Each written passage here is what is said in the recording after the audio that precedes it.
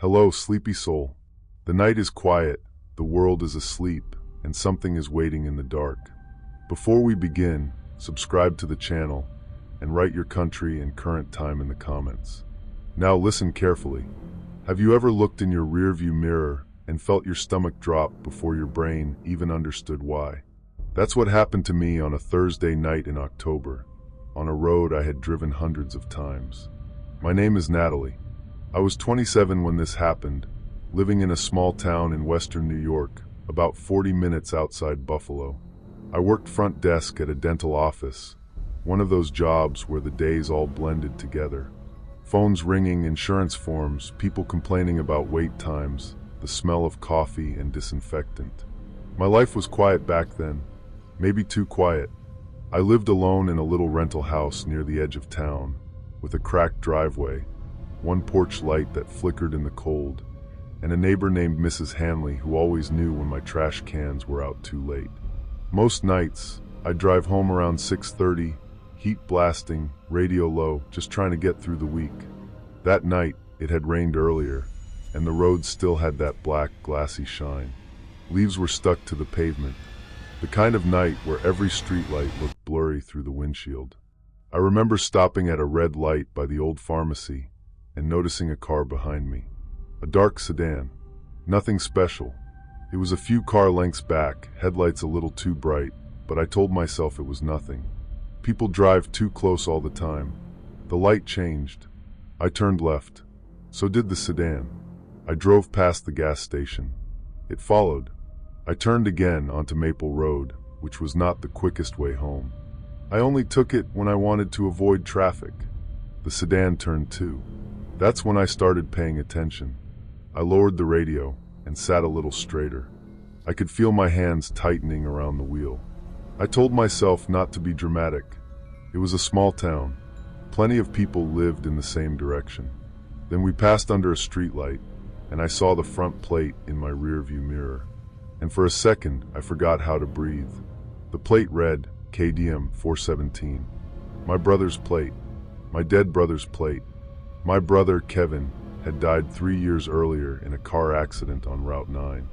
His old blue Mustang had been totaled, and after the funeral, my dad kept one of the plates in our garage for a while. Later, he brought it to the cemetery and left it leaning against Kevin's headstone, because Kevin had loved that car more than anything. I knew that plate the way you know a birthday. KDM 417. I stared at it in the mirror so long I almost drifted over the center line. The sedan stayed behind me. Not close enough to honk. Not far enough to feel random. Just there. My mouth went dry. I whispered, no. I wanted to laugh at my own paranoia, but the steady glow of those headlights behind me made me freeze, every nerve screaming that I was not imagining this. I called my mom. She answered on the third ring, sounding tired. Hey, honey. Mom, I said, trying to keep my voice normal. Is Kevin's license plate still at the cemetery? There was a pause. What? The plate. The one Dad left there. Is it still there? I don't know. Why? The sedan crept closer. I said, there's a car behind me with that plate. My mom didn't say anything at first. Then, very quietly, she said, Natalie, drive to the police station.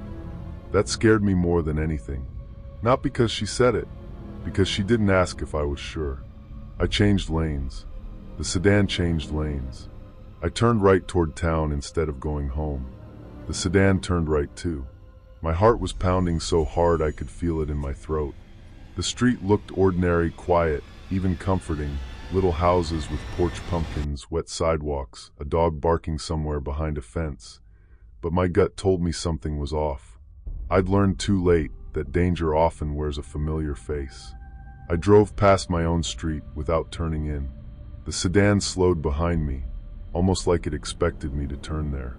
That made my skin crawl, because whoever was driving didn't just know Kevin's plate. They knew where I lived. I called 911 next, and the operator told me to keep driving toward the station. She told me not to go home, not to stop, not to get out. The police station was 12 minutes away. That was the longest 12 minutes of my life. At one point, I hit a red light near the elementary school. The roads were empty. The sedan stopped behind me. Too close. I could see the shape of the driver through the windshield, but not their face. Just a dark outline sitting perfectly still. Then my phone buzzed. A text from an unknown number. Kevin always said you drove too fast. My whole body went cold. I started crying without meaning to. Not loud.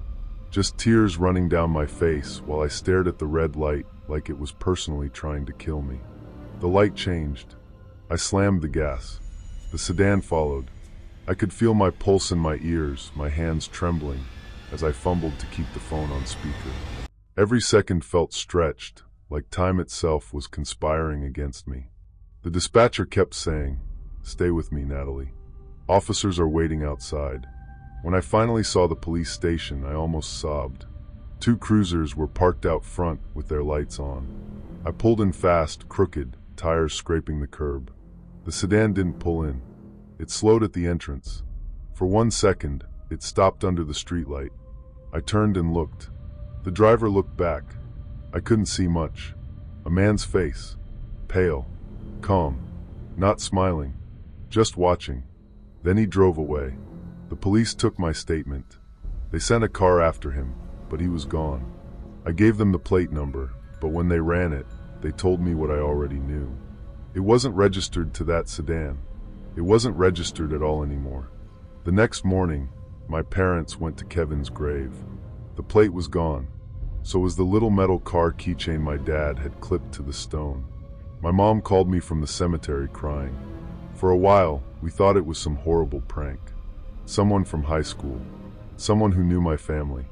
Someone cruel enough to dig into the one thing we still couldn't talk about without going quiet. But then the notes started. The first one was under my windshield wiper at work. A folded napkin. Inside, written in blocky letters. "You didn't stop." I showed my boss, and she let me leave early. One of the hygienists walked me to my car with pepper spray in her hand. That night, I stayed at my parents' house. At 11:42, my phone buzzed. Unknown number. "Sleeping in your old room again?" I was. My old bedroom was at the back of the house, with faded blue walls and glow-in-the-dark stars still stuck to the ceiling from when I was a kid.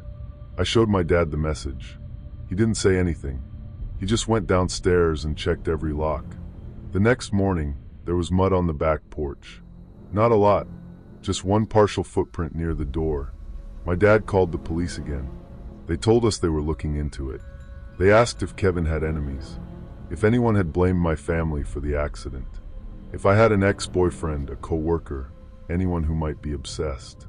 I kept saying no, but the truth was, grief makes your life public in ways you don't realize. Kevin's obituary had names. The funeral home page had photos. My mom had posted about his birthday every year. People knew where he was buried. They knew what he looked like. They knew I was his sister. And apparently, someone had been paying attention. A week later, I drove home from work with my dad following me. I thought that would make me feel safer. It didn't, because when we turned onto my street, the dark sedan was parked in my driveway. Just sitting there, engine off, Kevin's stolen plate on the front. My heart sank into my stomach as my dad's truck stopped behind me, and I realized the person wasn't just following me anymore. They had been waiting at my house. My dad got out before I could stop him. "Dad, no." He walked toward the car, shouting. The driver's door opened. Nobody got out. Instead, something fell onto the driveway. Then the sedan started, backed out fast, and sped down the road. My dad ran to me with the thing in his hand. It was Kevin's keychain, the little metal car. Taped to it was a note. "Ask Natalie what she remembers." I didn't understand at first. Then I did. There was one detail about Kevin's accident that barely anyone knew. The night he died, he had called me. I missed it. I was at a movie with friends, phone on silent. By the time I saw the missed call, he was already gone. For years, I tortured myself over that. What if he needed help? What if he was scared? What if I could have changed something? Only my parents knew how badly that haunted me. Or I thought they did. The police finally found a lead through cemetery security footage. A man had visited Kevin's grave 2 nights before the first incident. He wore a hood, but his car was visible in the lot. Not the sedan. A white pickup truck. The truck belonged to a man named Aaron Pike. The name meant nothing to me, but it meant something to my mom. She said Aaron had gone to high school with Kevin. Not close friends, more like someone who hung around the same group, but was always on the edge of things. Quiet, strange, the kind of person people forgot until something reminded them. After Kevin died, Aaron had commented on a few memorial posts.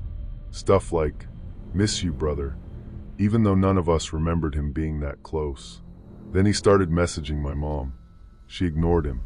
Then he messaged me. I checked my old inbox and found them sitting in requests. "Your brother was the only one who understood me. Do you ever feel like he's still around? You and I should talk sometime." I had never seen them. Or maybe I had and forgot. That scared me too, because to him, maybe ignoring those messages had meant something. The police went to his house, but he wasn't there. They found the dark sedan in a storage unit rented under his name. They found printed photos from my mom's Facebook. Photos of me at Kevin's grave. Photos of my house, my workplace, my parents' house. They found the missing license plate in the trunk. But Aaron was gone. For 3 days, I didn't leave my parents' house. On the 4th night, I woke up to my phone ringing. Unknown number. I didn't answer. A voicemail came through. I played it with my parents and 2 officers standing in the kitchen. At first, there was only breathing. Then a man's voice whispered, "He called you first." My knees almost gave out. Then he said, "Now you answer me." A few minutes later, someone knocked on the front door. 3 slow knocks. Everyone froze. The officers moved fast, one toward the door, one toward the back of the house. My dad pulled me behind him, like I was still a little kid. The knocking came again. Then a voice from outside said, "Natalie?" It sounded calm, almost polite. When the officers opened the door, Aaron ran. They caught him in the neighbor's yard after he slipped on the wet grass. I saw him only once, through the front window, face pressed briefly into the porch light as they pulled him up. Even after escaping, even with the safety of the police lights behind me, a small, cold part of me couldn't stop replaying the face I'd seen through the window. The calm, empty eyes that didn't blink. He was arrested for stalking, harassment, theft, and other charges I don't remember clearly. I heard later that he told police he was helping me face the truth. He said Kevin had chosen him to deliver a message. But there was no message. Just a sick man who found a grieving family and decided our pain belonged to him. That was 5 years ago. I don't drive home the same way anymore. I don't post where I am. I don't let people tag me without asking. And every time headlights stay behind me too long, my chest gets tight. My brother's grave has a new marker now. No loose objects. No plates. No keepsakes. Nothing someone can steal and turn into a weapon. Sometimes I still think about that first night. How I almost went home. How I almost pulled into my driveway with that car behind me. And I wonder what would have happened if I hadn't called my mom. People like that don't need a reason. They just need a weakness, a memory, a name on a stone. And sometimes, the thing following you isn't a ghost from your past. It's someone alive, patient, and cruel enough to use your dead against you. Story 2. Have you ever been driving home, following the GPS without really thinking, and suddenly realized you don't recognize a single road around you? That happened to me 3 years ago. My name is Daniel. I was 31 at the time, living in a quiet neighborhood outside Harrisburg, Pennsylvania. Nothing special. Split-level houses, trimmed lawns, mailboxes with little flags, dogs barking behind fences. The kind of place where people left porch lights on all night and waved even if they didn't know you. I worked as an assistant manager at a furniture store. My life was painfully normal.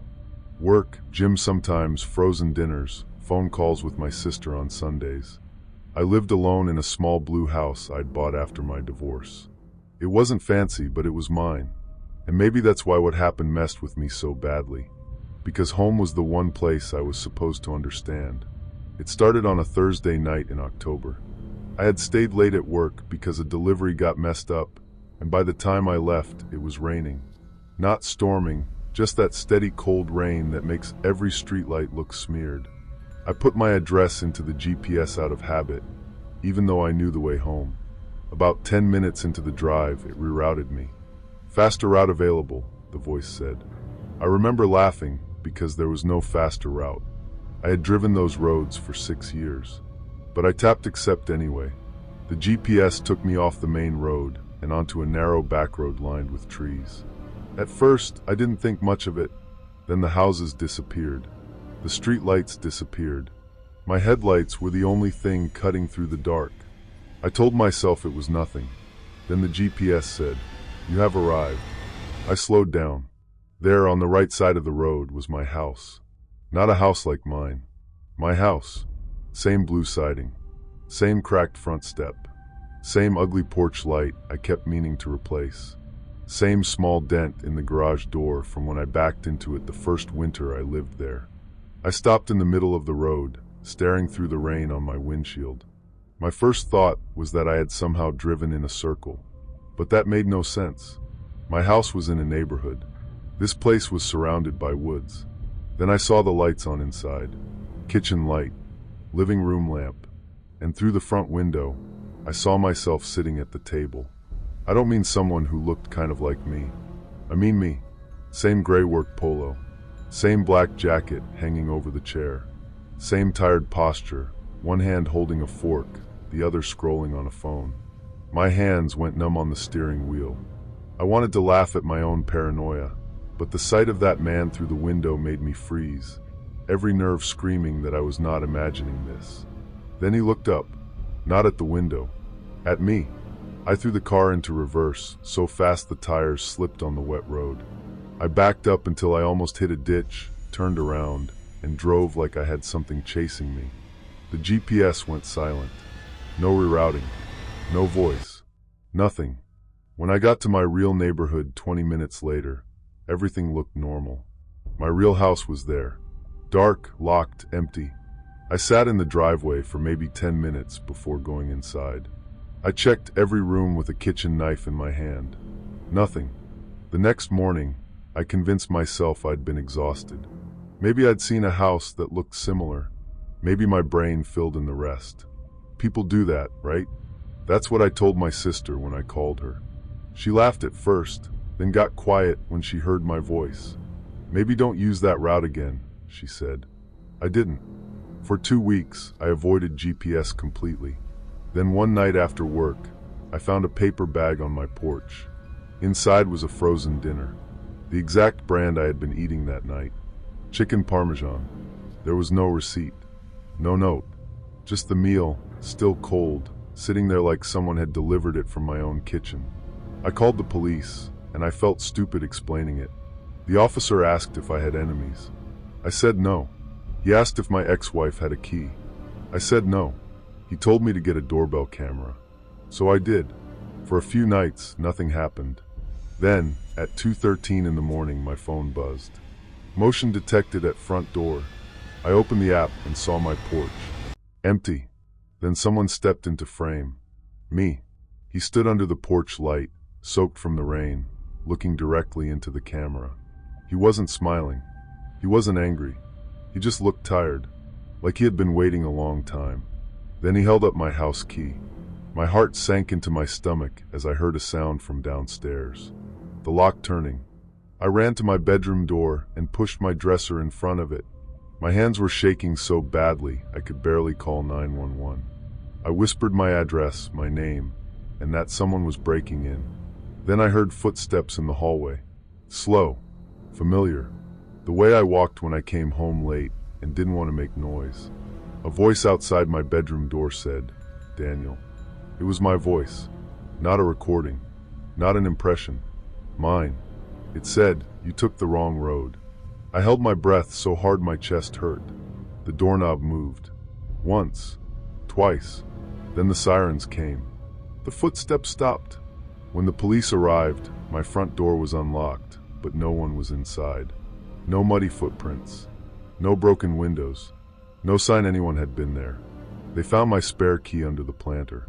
I had never told anyone it was there. After that, I stayed with my sister for a week. I changed the locks, installed cameras in every room, bought motion lights. I even traded in my car because just sitting in it made my stomach twist. But the last thing happened 3 months later. I was driving home from the grocery store in broad daylight. No rain, no darkness, no excuse. My phone was plugged in for music, and suddenly the GPS opened by itself. It had already entered my home address. Then the voice said, "Faster route available." I pulled over immediately. I didn't touch the screen. The map shifted anyway. A new route appeared, cutting through roads that shouldn't have been there. Then the arrival photo popped up. You know how some maps show a little preview of the destination? It showed my house. The wrong one. The copy in the woods. Only this time, there were 2 men standing on the porch. One was the other me. The second was wearing my clothes from that day. A green hoodie, jeans, white sneakers. He was looking down, like he had just arrived, like he didn't understand yet. I threw the phone out the window. I moved 2 states away within a month. I don't use GPS anymore unless I absolutely have to. And when I do, I watch every turn. I don't accept reroutes. I don't take shortcuts. I don't trust that calm little voice telling me it knows the fastest way home. Because sometimes I still think about that house. The street looked ordinary, quiet, even comforting, but my gut told me something was off. I'd learned too late that danger often wears a familiar face.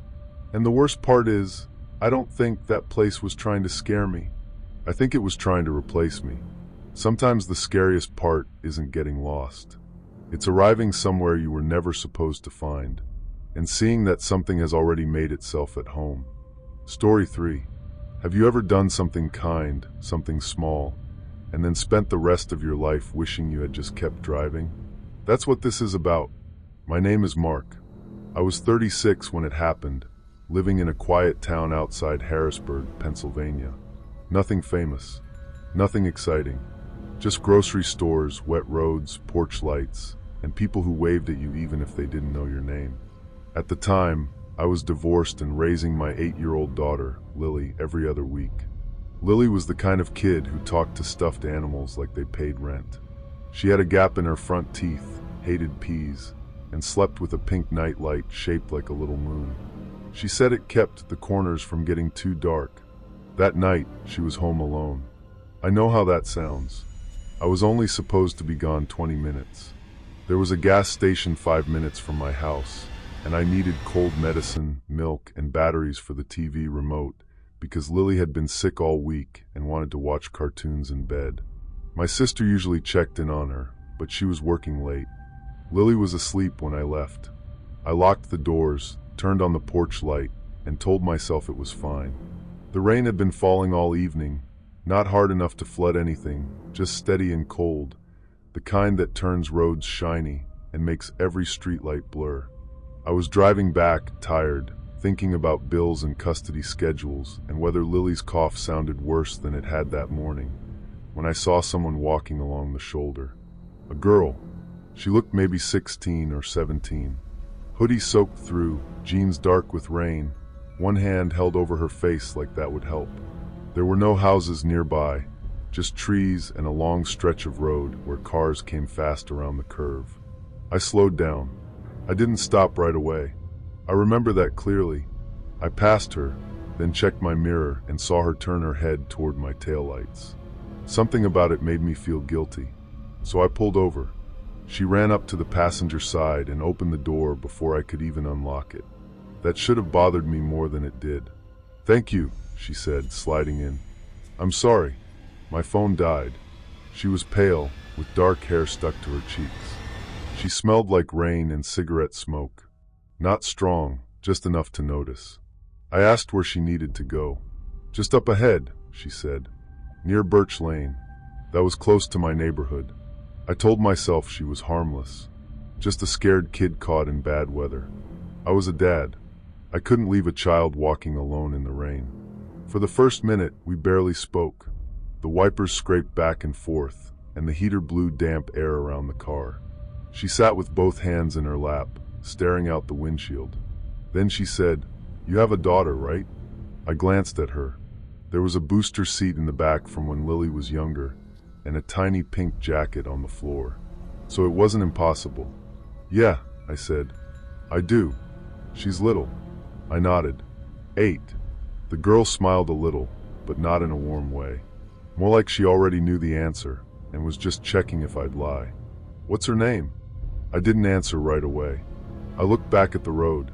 She turned her head toward me and said softly, "Does Lily still sleep with the pink nightlight?"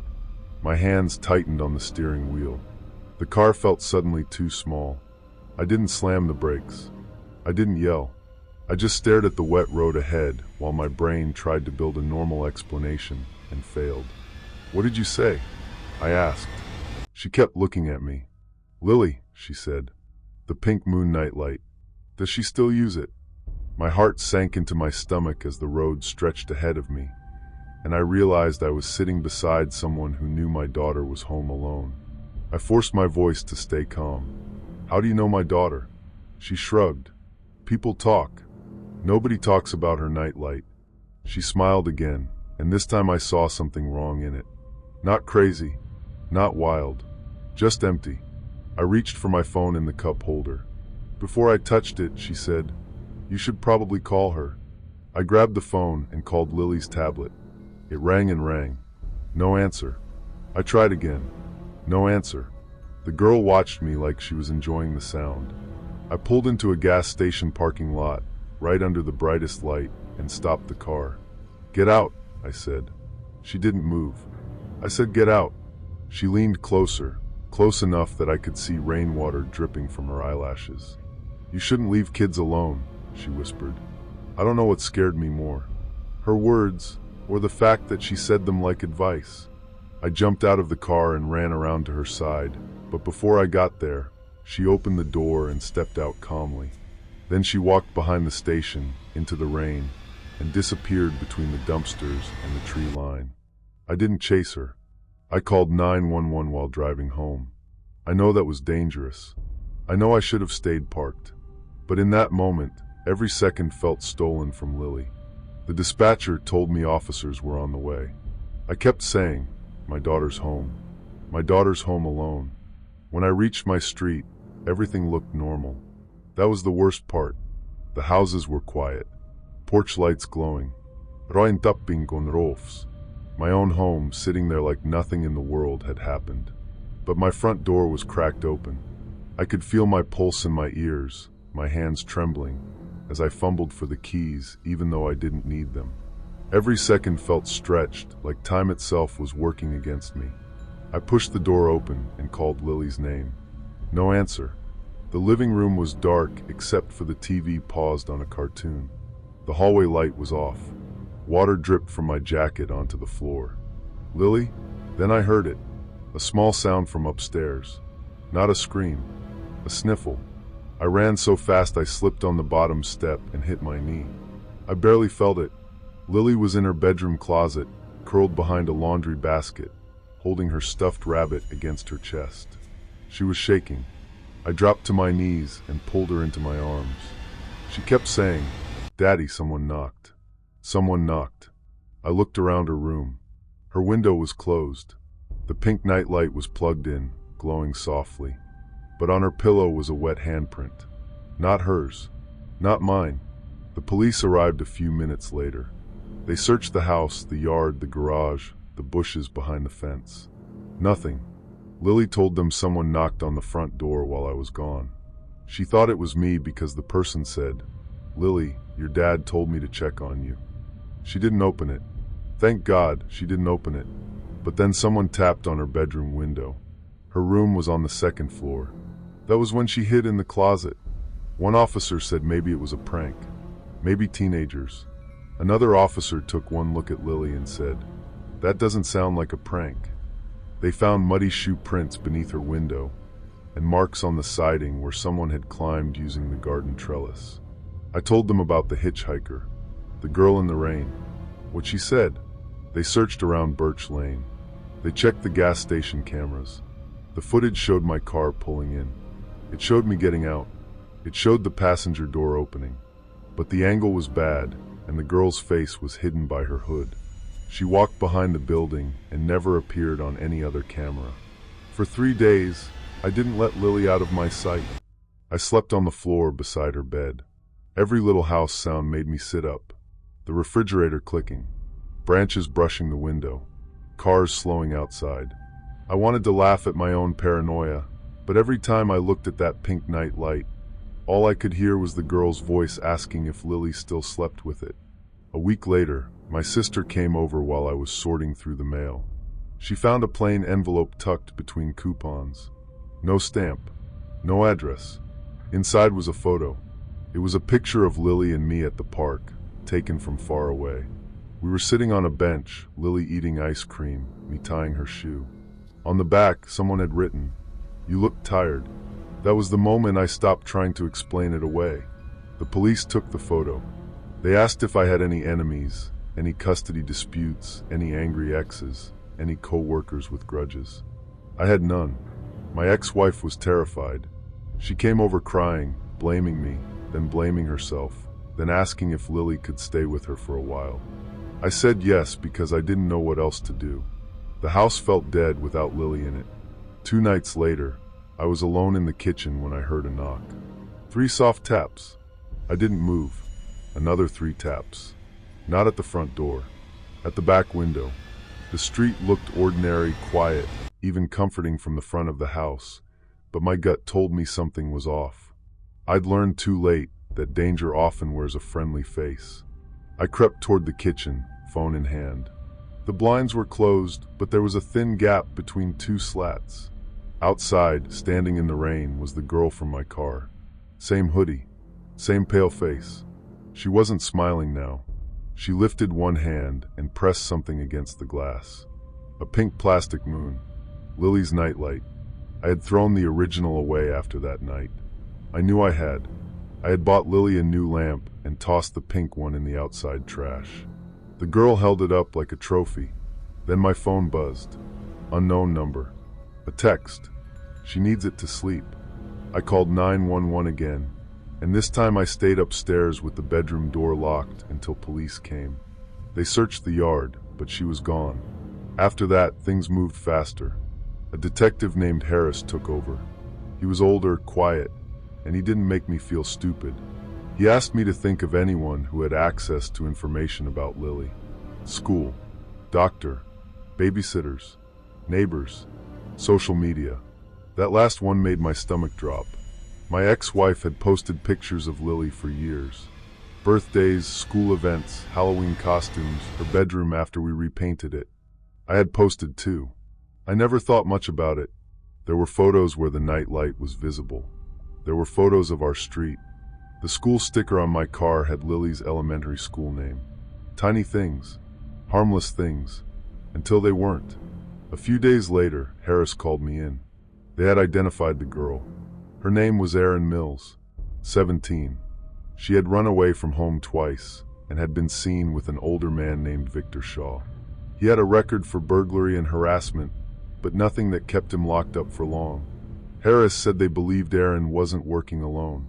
That made everything worse, because a teenage girl in the rain was scary, but a teenage girl used as bait was something else. They found Victor's car abandoned near a wooded service road 2 miles from my house. Inside were printed photos from my ex-wife's social media, a map of our neighborhood, and a notebook with my work schedule written down. There was also one sentence circled over and over: "Dad leaves when she sleeps." I remember reading that and feeling something inside me break. Not anger, not fear, guilt, because it was true. I had left. I had made one small, normal, tired parent decision, and someone had been waiting for exactly that. They caught Erin first. She was found at a bus stop 2 towns over, wearing the same hoodie. She told police Victor made her get into my car, so I would be delayed. She said he wanted to see if Lily would open the door. She claimed she didn't know what he planned to do. I still don't know if I believe that. Victor was arrested the next morning in a motel. He had a backpack with gloves, zip ties, a flashlight, and a folded drawing Lily had made at school. We never found out how he got it. That part still bothers me. There was no dramatic trial. Not like movies. Mostly paperwork, court dates, statements, and adults talking in calm voices about the worst night of my life. Lily went to therapy. So did I. For months, she wouldn't sleep unless both bedroom doors were open and every window lock was checked 3 times. She stopped liking rain. She stopped liking her old room. I sold the house the next year. People told me I shouldn't blame myself. They said I couldn't have known. Maybe they're right. But every parent knows there's a voice in your head that doesn't care about logic. It just repeats the same thing. You should have been there. It's been 4 years now. Lily is older. She's okay mostly. She laughs again. She goes to sleepovers. She pretends she doesn't notice when I check the windows before bed. I don't post pictures of her anymore. Not school plays. Not birthdays. Not vacations. Nothing with our house, our street, her room, or her routines. And I don't pick up hitchhikers. I know that sounds cold. Maybe it is. But sometimes I still see her face in my memory. Erin in the passenger seat, rainwater on her cheeks, asking about my daughter like she had every right to know her. Even now, when I drive at night and see someone walking alone on the side of the road, a part of me aches to stop. Then another part of me remembers that pink nightlight pressed against my kitchen window. And I keep driving.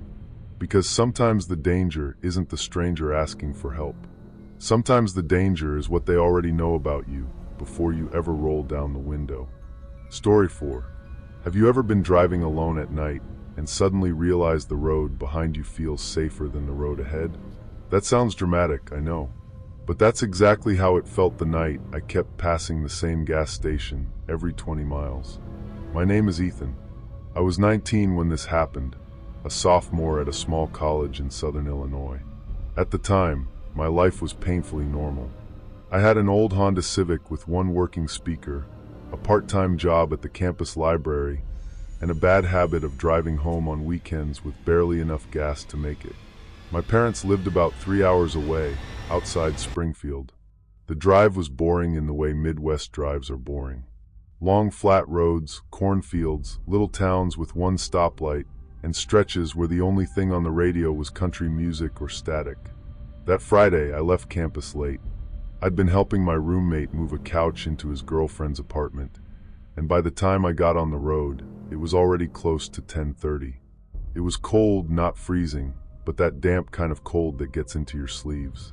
The sky was black, and the moon was hidden behind clouds.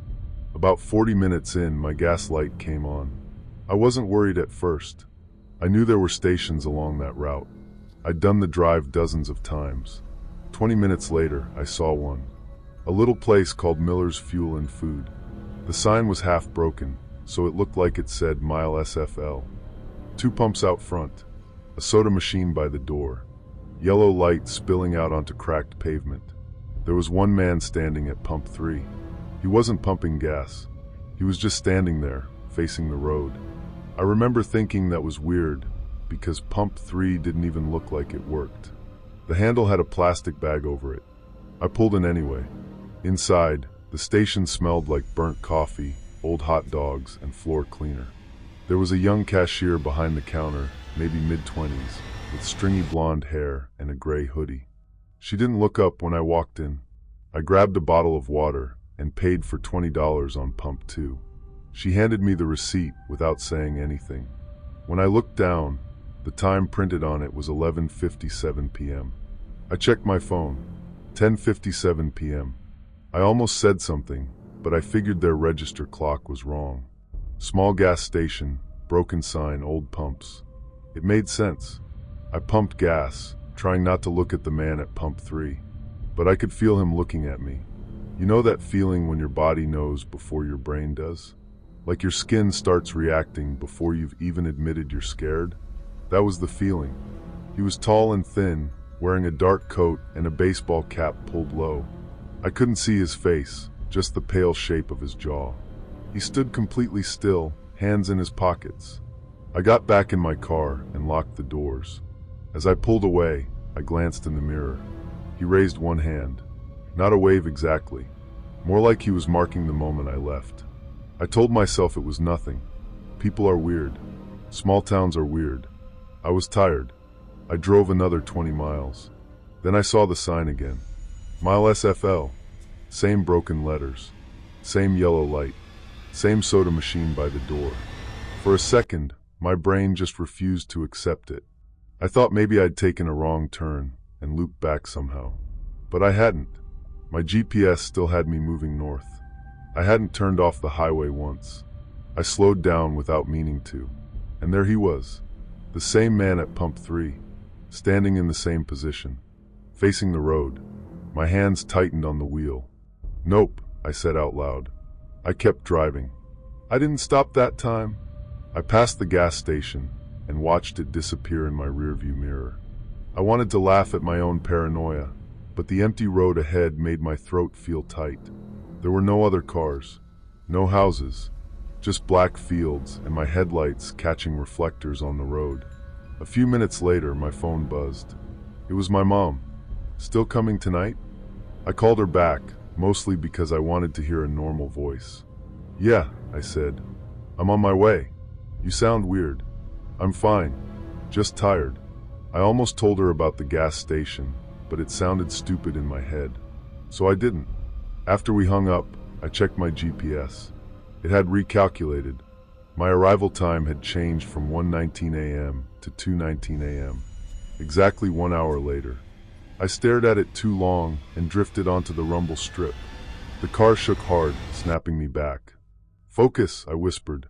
20 more miles passed. And then I saw it again. Miller's Fuel and Food. Same cracked parking lot. Same broken sign. Same man at pump 3. This time, the cashier was outside too. She stood in front of the glass door, hands hanging at her sides, watching my car approach. My heart sank into my stomach. I sped up.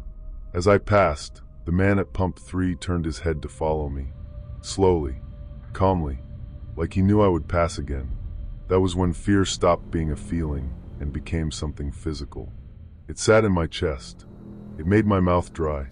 It made every shadow on the road look like a person. I tried calling my roommate. No answer. I tried calling my mom again. The call failed. My phone still had 2 bars, but nothing would connect. Then my fuel light came on again. That didn't make sense. I'd just put $20 in. Even with my old car, that should have lasted me more than 20 miles. I checked the gauge. Empty. Not low. Empty. I remember tapping it like that would help. "No, no, no," I said. Ahead, the road curved through a patch of trees. My headlights caught a green highway sign, but the letters looked smeared from the rain starting to fall. Then I saw the glow. Yellow light. Soda machine. Broken sign. I didn't have a choice this time. My car started sputtering as I pulled into Miller's Fuel and Food for the 4th time. The man at pump 3 was still there. The cashier was back inside. I parked by pump 2 and just sat there with both hands on the wheel. The engine ticked. Rain dotted the windshield. The whole place looked normal enough that it made me feel insane. I called 911. It rang once, then cut to static. I tried again. Static. Then a woman's voice came through, low and distorted. "Miller's Fuel. How can I help you?" I threw the phone onto the passenger seat. Inside the station, the cashier looked up for the first time. She smiled. Not big, not friendly, just enough. I got out because I needed gas. That's the part people always question when I tell this story. "Why didn't you drive away? Why didn't you run?" Because my car was empty. Because it was raining. Because I was alone in the middle of nowhere. Because panic doesn't make you smart. It makes you choose the option directly in front of you. I walked inside. The bell over the door jingled. The cashier said, "Back again?" My blood went cold. I stared at her. "What did you say?" She blinked like she hadn't said anything strange. "Pump 2. I could feel my pulse in my ears, my hands trembling as I fumbled my wallet out. Every second felt stretched, like time itself was conspiring against me. "Where am I?" I asked. She tilted her head. "Gas station." "What town?" She didn't answer. Behind me, through the glass, the man at pump 3 was gone. I turned slowly. He wasn't outside anymore. The bell over the door hadn't rung. The cashier placed a receipt on the counter. I hadn't paid yet. Printed on the top was my name, Ethan Morris. Below that, the time read 12:57 a.m. My phone said 11:57 p.m. Then I heard something behind me, a soft shuffle, like shoes on wet tile. I wanted to laugh at my own paranoia, but the whisper of footsteps from the hallway near the bathrooms made me freeze, every nerve screaming that I was not imagining this. The cashier's smile faded. "You shouldn't have come inside this time," she said. I backed away from the counter. The hallway light flickered. A man stepped out. Baseball cap, dark coat, pale jaw. He was holding my driver's license. I looked down at my open wallet. The clear pocket was empty. "I think you dropped this," he said. His voice was calm, almost bored. I didn't take it. I ran. I slammed through the door so hard the bell snapped against the glass. Behind me, the cashier shouted something, and the man's footsteps came fast across the tile. I got in my car, locked the door, and turned the key. The engine coughed. Nothing. I tried again. Nothing. The man walked out of the station. Not running now. He didn't need to. He knew the car wouldn't start. He came toward me slowly, rain shining on his coat. In the yellow light, I finally saw his face. There was nothing special about it. That was the worst part. He looked like someone's uncle, someone's neighbor, a man you'd hold the door open for at a grocery store. The street looked ordinary, quiet, even comforting, but my gut told me something was off. I'd learned too late that danger often wears a friendly face. He stopped at my window and tapped once. Then he lifted my license so I could see it. "Ethan," he said softly. "Open the door." I ducked down, grabbed my phone, and crawled over the center console. My hand slipped on everything. I hit the horn with my elbow. The sound exploded through the empty lot. The man flinched. I kept holding it down.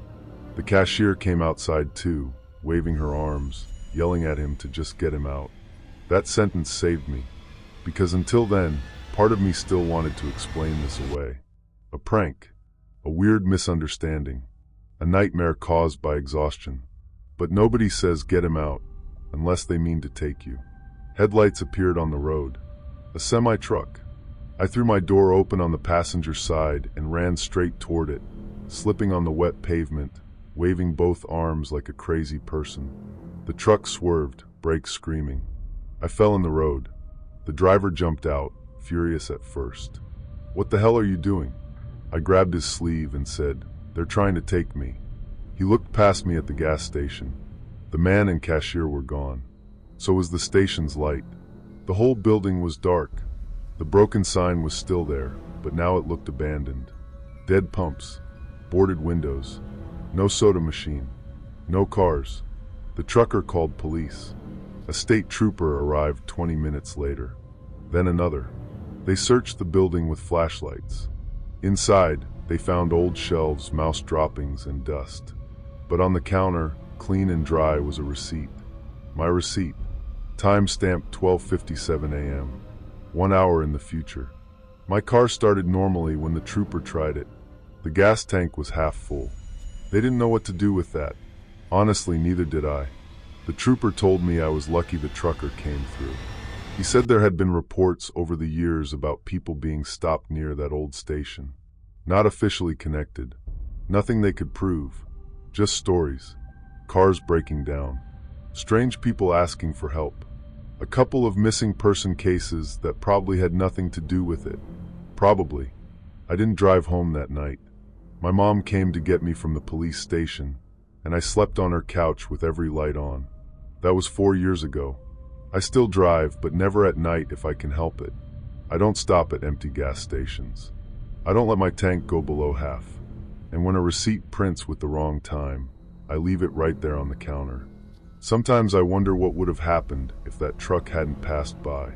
Sometimes I wonder how many people saw the same broken sign and thought, just like I did, that they were being stupid, that it was nothing. That fear was just tiredness wearing a mask. Even after escaping, even with the safety of police lights behind me, a small, cold part of me couldn't stop replaying the face I'd seen through the window. The calm, empty eyes that didn't blink. People always ask if I think the station was real. I don't know. But last winter, I was driving with my girlfriend in broad daylight, on a completely different road 2 counties over, when I saw a broken sign ahead.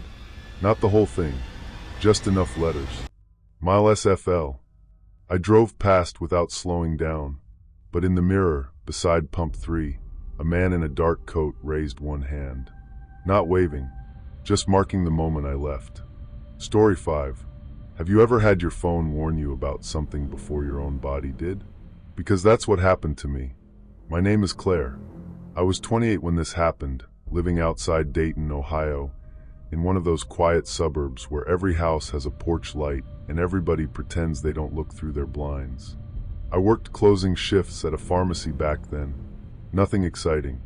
Stocking shelves, dealing with insurance problems, telling people we were out of whatever cold medicine they wanted. Most nights, I got off around 11:15, grabbed my purse from the break room, and drove home on the same half-empty roads. That night was cold and wet. Not raining hard, just that misty kind of rain that makes the streetlights look blurry. I remember sitting in my car, waiting for the windshield to clear, when my phone buzzed. Unknown number. Don't stop. I stared at it for a few seconds, confused more than scared. Then another text came in. Just drive. My first thought was that it was a prank. Maybe someone at work got a new number. Maybe my brother was messing with me. I locked my doors anyway. I pulled out of the parking lot, and about a minute later, I noticed headlights behind me. A dark SUV, 2 or 3 car lengths back. My stomach tightened. I turned right instead of left, just to check. The SUV turned too. I wanted to laugh at my own paranoia, but the whisper of tires on wet pavement behind me made every nerve in my body wake up. My phone buzzed again. Not the SUV. I almost dropped it. I looked in the rearview mirror. The SUV was still there, but now it didn't matter. Because whoever was texting me knew I was looking at it. Another message. Do not look behind you. My hands tightened on the wheel so hard my knuckles hurt. There are moments in life when your brain refuses to understand what's happening because the truth is too strange. I kept telling myself it was still a prank. A sick prank, maybe. Somebody was watching from another car. Somebody from work had followed me. Then the next text came. Your left taillight is out. I glanced at the dashboard. No warning light. Nothing. The SUV behind me changed lanes and passed. An older man was driving, not even looking at me. And suddenly I was alone on the road. Except I wasn't. The phone buzzed again. He is in your back seat. I didn't scream. I didn't slam on the brakes. I didn't even breathe. I just stared straight ahead, because the message before had said not to look behind me, and some deep, animal part of me knew that was probably the only reason I was still alive. My rearview mirror was tilted slightly upward, the way I always kept it. I could see the black rectangle of my back window, the faint glow of streetlights sliding across the glass. But not the seats. I could feel my pulse in my ears. My hands were trembling as I held the wheel. Every second felt stretched, like time itself was conspiring against me. Another text. Keep both hands visible. That one broke me a little because it meant he could see my hands. I whispered, "Oh my God," so quietly I barely heard myself. My phone buzzed again. Don't talk. I stopped talking. I kept driving. I passed the turn for my neighborhood. I passed the gas station where I usually stop for coffee.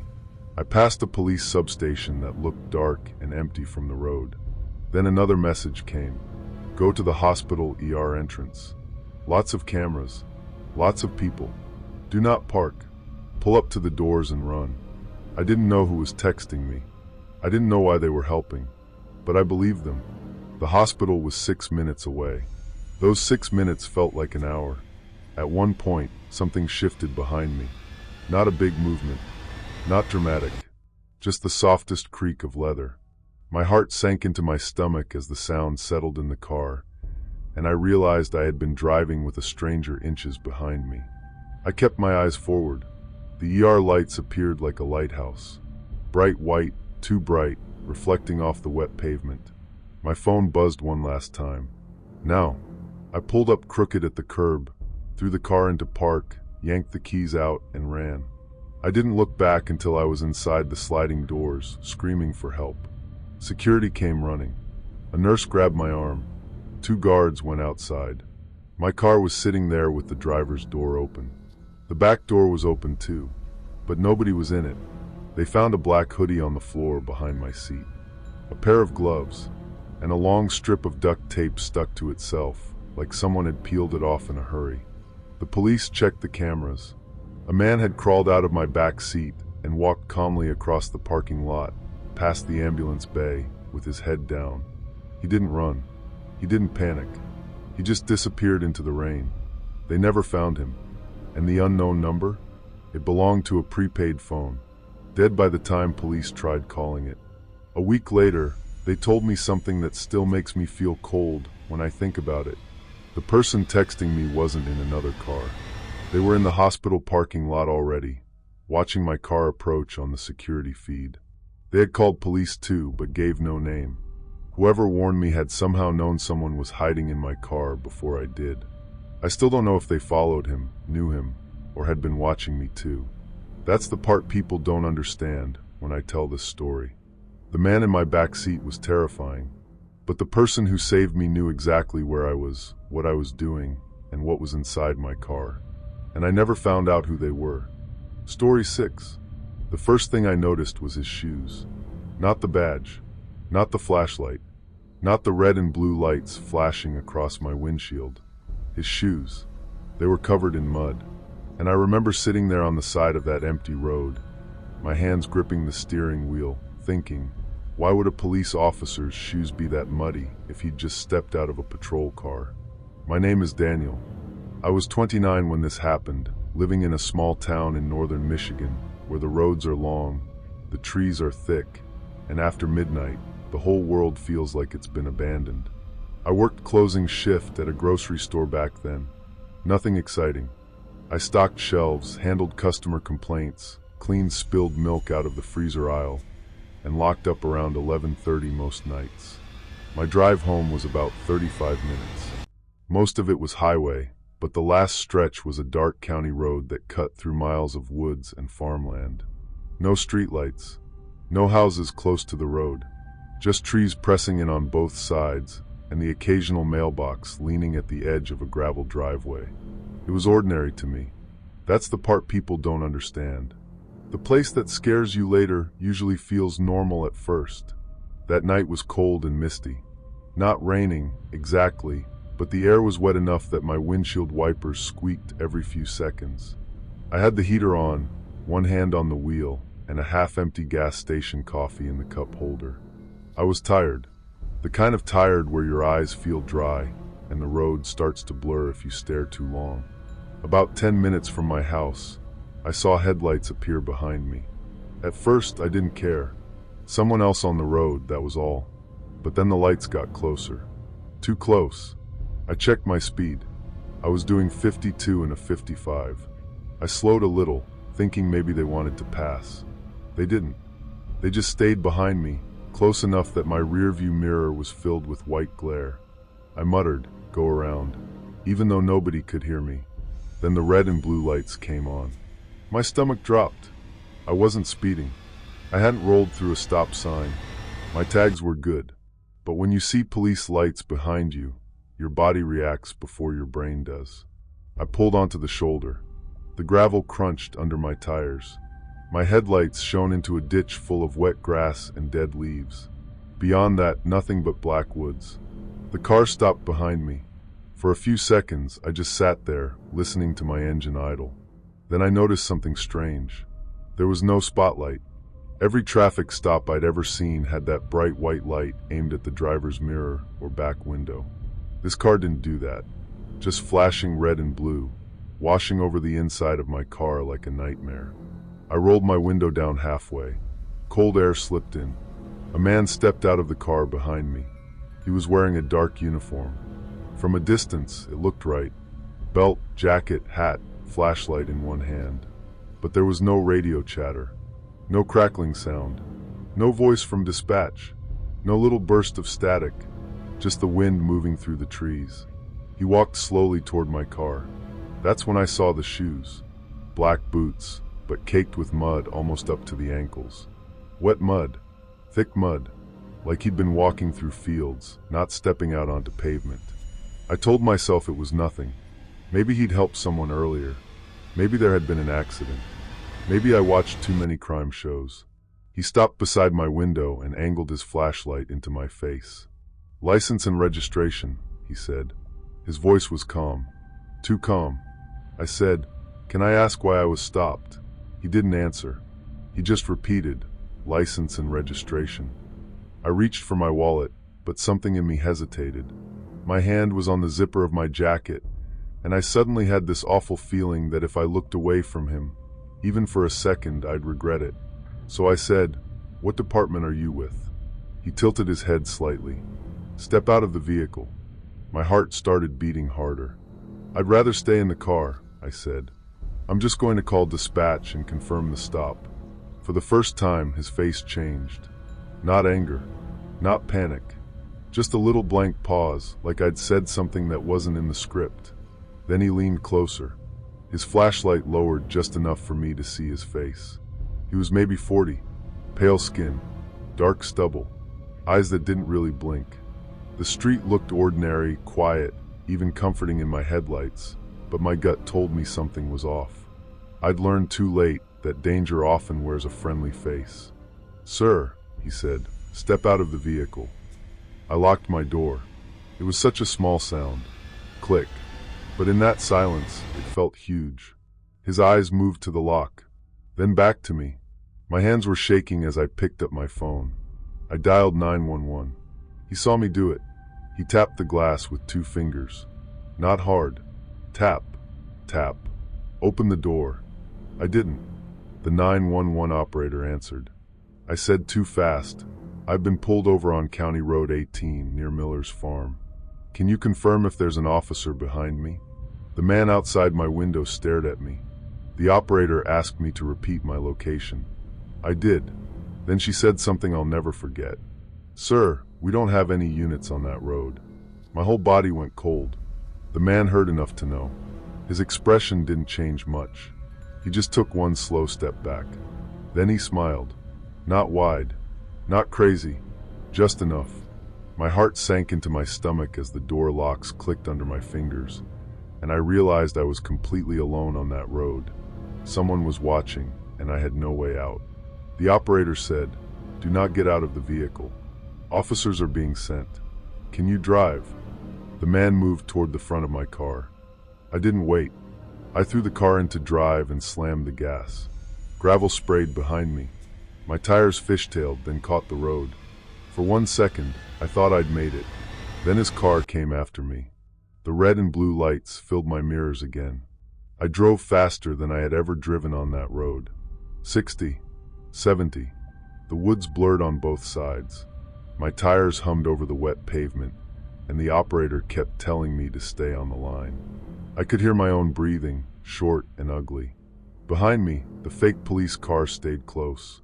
Too close. At one point, it bumped my rear bumper. Not hard enough to spin me out, but enough that my whole car jolted forward. I yelled. The operator said, "Daniel, keep control. Units are coming toward you." I remember thinking I might not make it that long.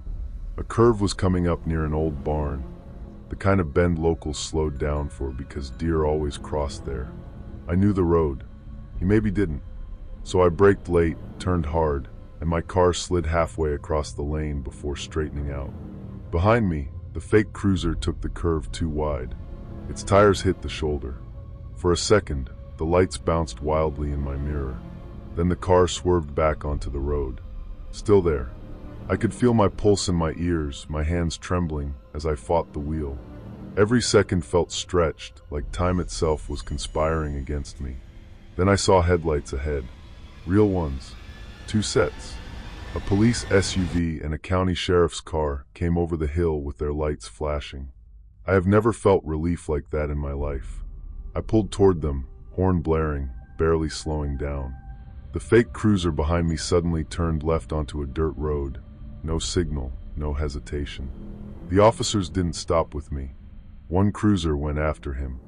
The other blocked the road, and an officer ran to my window with his hand near his belt. I just kept saying, he wasn't real. He wasn't real. They found the fake police car 20 minutes later, abandoned near a tree line. The driver was gone. Inside the car, they found a cheap light bar wired under the dashboard, a scanner, a dark uniform jacket, and a plastic badge that looked real if you were scared enough. They also found rope, duct tape, and 3 wallets that did not belong to me. That was when the situation changed from terrifying to something worse. The next morning, real police searched the area around that dirt road. They found 2 abandoned cars in the woods. One had been reported missing 3 days earlier. The other belonged to a woman whose family had called police after she never made it home from work. Both cars had been hidden off narrow logging trails, far enough from the road that you'd never see them unless you were looking. I won't pretend I know everything that happened to those people. Police didn't tell me much, and honestly, I didn't want the details. But I understood enough. That man hadn't been trying to give me a ticket. He had been hunting for someone alone, someone tired, someone polite enough to obey. For weeks after, I couldn't drive at night. My brother picked me up from work. Then my manager changed my schedule so I could leave before dark. People asked me if I was okay, and I said yes because that was easier than explaining that every pair of headlights behind me made my chest tighten. The man was caught almost a month later in another county. He tried the same thing with an off-duty paramedic who noticed the car didn't have a proper unit number. The paramedic drove straight to a fire station, and the guy ran. This time, police caught him hiding behind a closed auto shop. I saw his mugshot online. Same eyes. Calm. Empty. Even after escaping, even with the safety of the police lights around me that night, a small, cold part of me couldn't stop replaying the face I'd seen through my window. The calm, empty eyes that didn't blink. The worst part was what one detective told me later. He said, "You did the right thing calling 911. Then he paused and added, "Most people don't. Most people roll down the window. Most people hand over their license. Most people get out when they're told to, because we're trained to trust authority, especially when it comes with flashing lights." I still think about that. I still think about his muddy shoes, and how close I came to ignoring that one tiny detail because I didn't want to seem paranoid. Sometimes your gut notices things before your mind can explain them. A missing spotlight, no radio chatter, mud on boots, a voice that asks for obedience before it gives you a reason. It's been 4 years now, and I still drive County Road 18 sometimes. In daylight, never at night. The woods look normal when the sun is out. Quiet. Green, almost peaceful, but I know what was hidden beyond those trees. And I know that not every monster hides in the dark looking like a monster. Sometimes he wears a uniform. Sometimes he speaks calmly. Sometimes he taps on your window and waits for you to unlock the door. So if something feels wrong, don't worry about being rude. Don't worry about looking stupid. Call dispatch. Keep the doors locked. Drive somewhere lit. Because the scariest part isn't realizing the person behind you isn't a real police officer. It's realizing he was counting on you not questioning him until it was already too late. Story 7. The first thing my mom said on the phone was, "Do not come home." Not hello. Not where are you. Just that. Her voice was low and shaky, like she was trying not to let someone hear her. I remember checking the screen because for a second I thought maybe I'd imagined it. Or maybe it was one of those spam calls where they somehow fake a number. But it was her contact, Mom, and I was already 10 minutes away from our house. My name is Emily. I was 17 when this happened, living in a quiet little town in northern Ohio where nothing really happened except football games, church fundraisers, and people arguing on Facebook about road construction. My mom and I lived in a one-story house near the edge of town, on a street with old maples and cracked sidewalks. My dad had left when I was little, so for most of my life it had just been the 2 of us. She worked at a dental office, and I was a senior in high school working part-time at a grocery store after classes. Our life was simple, predictable, almost boring, and I used to like that. I used to like knowing exactly what our house would feel like when I got home late.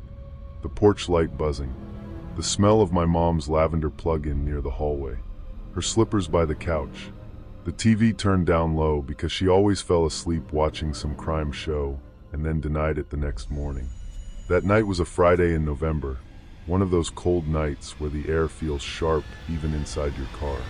I'd stayed late at work because someone called off, and by the time I clocked out, the parking lot was mostly empty. The lights over the carts were flickering, and little dry leaves kept skidding across the pavement. My mom had texted me around 9. Going to bed early. Doors locked. Drive safe. That was normal. She was a worrier. I replied with a thumbs up and didn't think about it again. Around 10:45, I got in my car, turned on the heater, and started home. I remember the radio was playing some old pop song, and I was tired enough that I was half singing without even knowing the words. Then my phone rang. When I saw Mom on the screen, I sighed because I thought she was calling to ask where I was. I answered and said, "I'm on my way. I'm fine." There was breathing. Not normal breathing. Fast, close to the phone. Then she whispered, "Emily, listen to me. Do not come home." I sat up straight. "What? Don't come home," she said again. "Keep driving. Go somewhere public." I felt this cold little pressure open in my chest. "Mom, what's going on?" She didn't answer right away. I could hear something behind her. A faint creak, like floorboards. Then a sound that almost made me pull over without thinking. Someone whispered in the background, "Tell her the door is unlocked." My mom started crying. Not loud, just one little broken sound. Then the call ended. I almost drove through a stop sign. For a few seconds, I just stared at my phone, waiting for it to ring again. The road ahead of me was empty, black and wet looking under the streetlights. Houses passed by on both sides with their windows dark, the kind of normal quiet that usually felt safe. But suddenly the street looked ordinary, quiet, even comforting, and my gut told me something was off. I'd learned too late that danger often wears a friendly face. I called her back. No answer. I called again. Straight to voicemail. Then I texted her. "Mom?" Nothing. My first instinct was to go home. That probably sounds stupid, but when you're 17 and your mom sounds scared, your brain doesn't go to strategy. It goes to her. It goes to the person who packed your lunches and checked your fever and waited up for you every night. But then I heard that whisper again in my head. "Tell her the door is unlocked." So I turned into the parking lot of a gas station about 5 minutes from my house. It was one of those bright places with too many lights, where everything looks yellow and tired at night. There was one employee inside and 2 trucks at the pumps. My hands were shaking so badly I could barely put the car in park. I called 911. The dispatcher stayed calm, which somehow made me more scared. I told her my mom had called me from our house, told me not to come home, and that I heard someone else in the background. She asked if my mother was alone. "Yes," I said.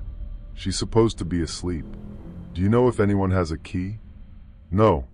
I mean, my aunt has one, but she lives 30 minutes away." "Stay where you are," she said. "Do not go to the residence. Officers are being sent." I went inside the gas station because I didn't want to sit alone in my car. The cashier was a guy maybe in his 40s with a beard and tired eyes. He looked up from his phone when I walked in. "You okay?" I tried to say yes, but my face must have given me away because he stood up straighter. I said, "Can I just stand in here for a minute? I think someone might be in my house." He looked toward the windows, then nodded. "Yeah, stay by the counter." That small kindness almost made me cry. I kept calling my mom. Nothing. I checked the location sharing app we used.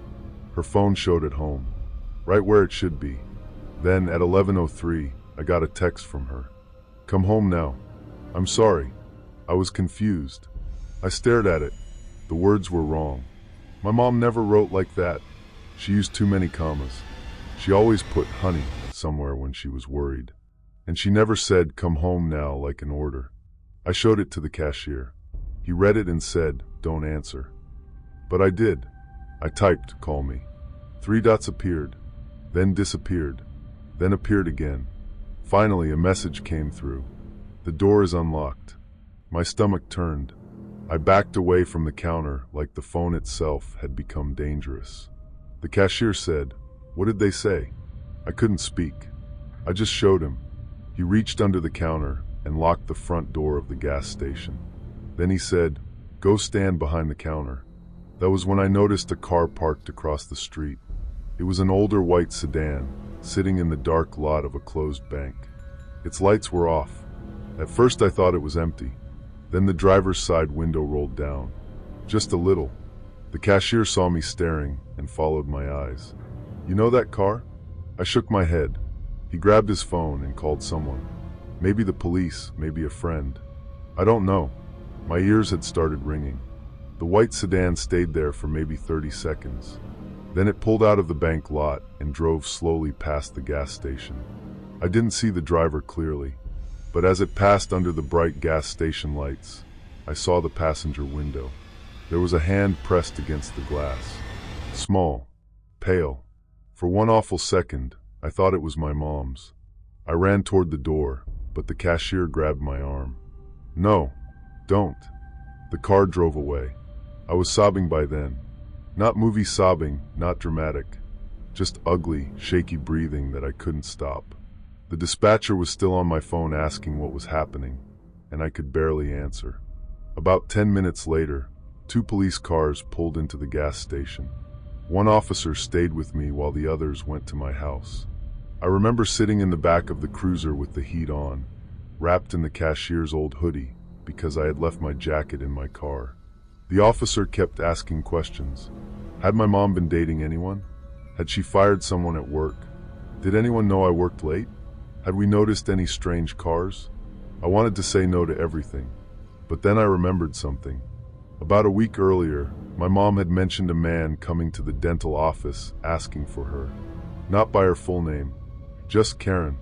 The receptionist thought he was a patient, but he wasn't on the schedule. He left when they asked his last name. My mom brushed it off. I did too.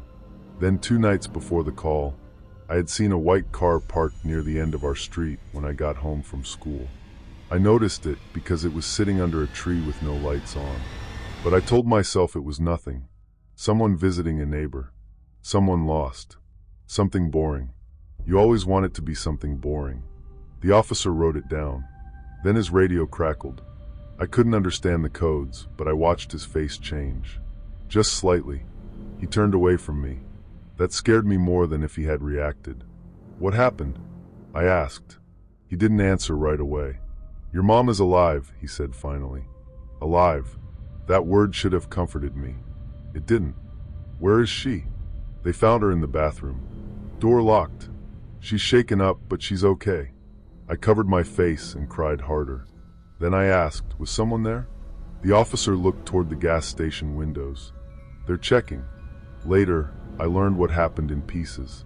My mom had woken up because she heard the front door open. She thought it was me at first, coming home from work. Then she saw a shadow move past her bedroom doorway. She grabbed her phone and slipped into the bathroom, locking the door as quietly as she could. That's when she called me. She said she could hear someone walking through the house. Not rushing, not stealing things, just moving slowly from room to room, like they already knew the layout. At one point, the person stopped outside the bathroom door. My mom had her hand over her mouth, trying not to breathe. Then a man whispered, very close to the door, "Tell her the door is unlocked." My mom said she didn't know if he meant for her to hear it, or if he thought she was still on the phone with me. But after that, he walked away. When police arrived, the front door was unlocked. The back door was open. The man was gone. Nothing valuable had been taken. But on our kitchen table, there was a folded piece of paper. It was one of my old school photos from sophomore year. Not a copy from our house. A real printed one, the kind you only get in those picture packets. On the back, someone had written, "She listens to you." That was the moment everything changed. Before that, part of me had tried to believe it was random. A break-in, a confused stranger, someone high or drunk. But that note made it personal. The police searched the neighborhood. They spoke to neighbors. One of them had a security camera that caught the white sedan turning onto our street around 10:20. The license plate was covered with mud or tape. They couldn't read it. Another camera caught the same car leaving at 11:08. That was 5 minutes after I got the text. The police believed whoever it was had my mom's phone for a few minutes after she locked herself in the bathroom. Maybe he found it after she dropped it. Maybe she left it on the bed when she ran. That meant the messages didn't come from her. The thought still makes my skin crawl, because he wasn't just in our house. He was using her voice, her number, her place in my life to bring me there. We stayed with my aunt for almost a month. My mom tried to act strong, but she slept with a chair pushed against her bedroom door. I heard her crying once in the kitchen when she thought I was asleep. People in town were sympathetic for about a week, then curious in that uncomfortable way small towns get. Someone said it was probably a prank. Someone said maybe my mom had imagined the whisper because she was scared. One person even asked if I had made someone mad at school. That one stuck with me. Like danger only shows up if you deserve it. The police never found the man, but they did find out the school photo had likely been taken from a box of old pictures my mom donated to a church rummage sale the year before, which somehow made it worse. He didn't need to break into our lives all at once. He just picked up little pieces from normal places and waited. 3 years have passed. I'm in college now, about 2 hours away. My mom moved too. She sold the house, even though she loved it, because neither of us could stand the hallway anymore. We couldn't stand the bathroom door. We couldn't stand the porch light buzzing over a lock that had failed to keep someone out. I still don't answer calls in the car without letting them ring twice. I still check the background noise before I respond. And whenever my mom calls late, even now, my heart drops before I hear her voice. The worst part is how normal that night was supposed to be. I was just driving home from work. She was just sleeping. The house was just a house. But someone had been watching closely enough to know our routines, our weaknesses, and the one sentence that would make me ignore every instinct and run straight toward danger. Sometimes people ask me what saved me. They expect me to say the police, or the gas station cashier, or luck. And yeah, all of those things mattered. But honestly, it was my mom using the last bit of control. She had to tell me not to come home. So if someone you love ever calls you and says something that doesn't sound right, listen carefully. Not just to what they say, listen to what's behind them. Because sometimes the warning isn't in the words. Sometimes it's the whisper in the background. Story 8. Have you ever been in a car with people you trusted, talking and laughing like any normal night, and then suddenly realized one of the voices didn't belong to anyone you knew? That's what happened to me. My name is Evan. I was 27 at the time, living in a small town outside Grand Rapids, Michigan. I worked at a warehouse that shipped medical supplies, which sounds more interesting than it was. Most nights were just fluorescent lights, sore feet, plastic wrap, forklifts beeping, and that dusty cardboard smell that got into your clothes no matter how many times you washed them. I wasn't married. No kids. I had an apartment above a dentist's office, and a routine so boring I used to complain about it. Wake up late, work second shift, grab gas station food on the way home, watch something dumb until I fell asleep. Honestly, boring felt safe. At the warehouse, there were 4 of us who usually finished at the same time. Me, Marcus, Jenna, and Paul. Marcus drove most nights because he had the biggest car, an old gray SUV with a cracked dashboard and a heater that only worked if you smacked the side panel. Jenna lived a few blocks from me, so she rode along. Paul lived farther out, past the highway, and he was the kind of guy who could talk about fishing for 40 minutes without noticing nobody asked. That night was a Thursday in November. Cold rain, wind pushing dead leaves across the parking lot, the kind of weather that makes everything look abandoned. We clocked out close to midnight. The warehouse was almost empty by then. Just the cleaning guy, one supervisor in the office, and our group walking across the lot under those buzzing yellow lights. I remember Jenna pulling her hood up and saying, "I hate this place after dark." Marcus laughed and said, "You hate this place in daylight too." We were tired, but in a normal way. The shift had been long. Everyone wanted to get home. There was one weird thing before we left, but I didn't think much of it at the time. As we crossed the parking lot, I noticed a man standing near the far fence. He was half hidden by the rain and the shadow of a delivery trailer. Tall, thin, wearing a dark coat with the hood up. He wasn't walking anywhere. He was just standing there, facing the building. I looked at him for maybe 2 seconds. Then Marcus unlocked the SUV and the headlights flashed, and when I looked back, the guy was gone. I told myself it was a worker having a smoke, or maybe a shadow. You know how your brain does that when you're tired. I got in the front passenger seat. Marcus drove. Jenna and Paul got in the back. For people, I need you to remember that. 4. We pulled out of the lot and headed toward the main road. Rain clicked against the windows. The windshield wipers dragged back and forth with that rubbery squeak. Marcus had the radio low, some old rock station fading in and out. For the first 10 minutes, everything was normal. Paul talked about how the new supervisor was out to get him, which he said about every supervisor. Jenna was texting someone and occasionally laughing under her breath. Marcus complained about gas prices. I watched the dark road ahead, half asleep, counting the streetlights as they passed. Then Jenna said, "Did you guys hear that?" Marcus glanced in the mirror. "Hear what?" Nobody answered for a second. Then it happened again. A laugh. Soft. Low. From the back seat. Not loud enough to be dramatic. Just a small breathy laugh, like someone had heard a private joke. I turned around. Jenna was staring at Paul. Paul was staring at Jenna. And between them, in the third row seat that Marcus always kept folded halfway down under a blanket, there was someone sitting in the dark. My heart sank into my stomach. At first, my brain refused to understand it. It tried to make the shape into a bag, a jacket, a shadow from the passing lights. Then the person leaned forward. A man's face appeared between the headrests. Pale skin. Dark, wet hair stuck to his forehead. Calm eyes. He smiled like we had all been talking for hours. Marcus jerked the wheel, so hard the SUV drifted over the center line. A horn blasted from an oncoming truck, and Marcus corrected just in time, swearing so loudly his voice cracked. Jenna screamed. Paul shoved himself against the door, fumbling for the handle.